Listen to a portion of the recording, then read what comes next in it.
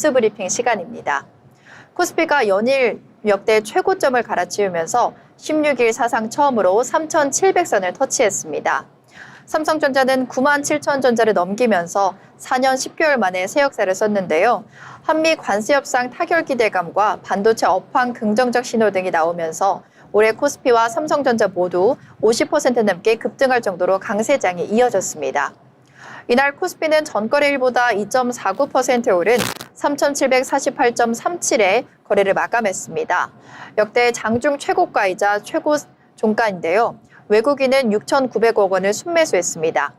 특히나 삼성전자는 전거래일보다 2.84% 급등한 97,000원에 거래를 마쳤습니다. 지난 2021년 1월 11일 96,800원을 기록한 직전 최고가도 넘어선 건데요. 코스피와 삼성전자 모두 역대 최고점을 찍은 이날도 개인들은 유가증권 시장에서 약 1조 5천억 원을 순매도했습니다. 삼성전자도 개인은 약 7천억 원어치를 팔아치웠고요. 순매수를 보이고 있는 외국인의 흐름과는 대조적입니다. 이런 흐름과는 달리 SK 주가는 5%대 급락하는 흐름을 보였습니다. 대법원이 이날 최태원 SK그룹 회장과 노소영 아트센터 나비관장의 이혼 판결을 따른 환송하였기 때문인데요. 노 관장 측에서 대규모 재산 분할이 이루어질 경우 경영권 분쟁 가능성이 있었지만 그럴 여지가 축소하면서 투자 심리도 위축된 것으로 풀이됩니다. 다음은 국제뉴스 소식입니다. 캄보디아에 구금된 한국인 일부가 오늘 귀국했습니다. 최근 정부 합동대응팀이 캄보디아를 방문해 총리와 직접 면담을 진행한 지 하루 만에 첫 번째 송환이 이루어진 겁니다.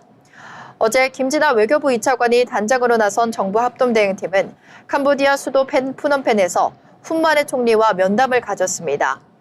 김 차관은 최근 한국인을 대상으로 한 취업 사기, 납치, 감금 사건이 잇따르고 있다며 우리 국민 보호를 위한 캄보디아 정부의 적극적인 조치를 요청했습니다. 이에 대해 훈마네 총리는 한국인 피해자들이 안타까운 상황에 유감을 표하고 도주 중인 범죄 용의자 체포와 자국 내 한국인 보호 강화를 약속했습니다. 다만 훈 총리는 한국 정부가 올린 캄보디아 여행 경보가 관광 투자에 악영향을 준다며 하향 조정을 요청했는데요. 김 차관은 현재의 조치는 불가피한 결정이라며 상황이 개선되면 재검토하겠다고 답했습니다.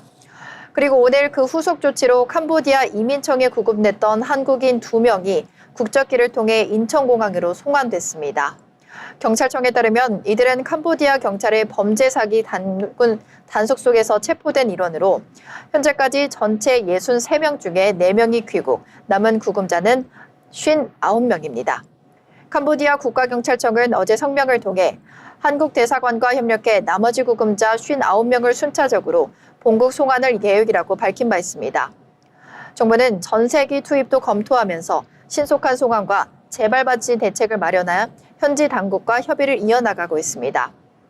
다음은 부동산 관련 소식입니다. 김인성 국무총리 산하의 부동산 불법 행위를 근절하기 위한 감독기구를 설치하기 위해 국무조정실 국무 2차장을 공동단장으로 하는 부동산 감독추진단이 11일 발족할 예정입니다. 감독기구 신설에는 시간이 걸리는 만큼 추진단은 공백기간의 불법 행위에 대응함과 동시에 감독기구 설치를 위한 논의를 하게 됩니다.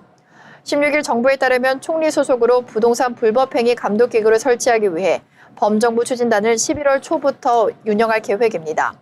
국무 2차장을 공동단장으로 하는 추진단은 부동산 불법행위 감독기구 신설을 위한 법률 재개정을 지원하고 기구 설립 이전까지 부동산 불법행위를 막는 역할을 담당할 것입니다. 국토부, 금융위, 경찰청 등 범정부 대응에 나설 예정입니다. 다음은 기업 관련 소식입니다. 대법원 일부가 16일 최태원 SK 회장과 노소영 아트센터 나비관장의 이혼 소송 상고심에서 최 회장이 노 원장에게 1조 3,808억 원의 재산을 분할하라고 판결한 원심을 깨고 사건을 서울고법으로 돌려보냈습니다. SK 주식 등 재산 형성 과정에서 노 관장의 기여도를 적게 인정해 재산 분할 금액을 다시 따져야 한다는 취지의 판결입니다. 대법원은 2심 판결에서 논란이 됐던 노태우 전 대통령 비자금과 관련해 노 관장의 기여로 참작할 수 없다고 밝혔습니다. 대법원은 노 전 대통령이 1991년경 최종현 선대 회장에게 300억 원 정도의 금전을 지원했다고 보더라도 이 돈의 출처는 노 전 대통령이 재임 시절 수령한 뇌물로 보인다면서 노 전 대통령이 이를 사돈 혹은 자녀 부부에게 지원한 뒤 청구함으로써 국가의 자금 추적, 추징을 불가능하게 만든 것은 법의 보호 영역 밖이라고 했습니다. 대법원은 2심 재판부가 최 회장 65%, 노관장 35%로 판단한 재산 분할 비율도 다시 신청하라고 했습니다. 지금까지 뉴스 브리핑 전해드렸습니다.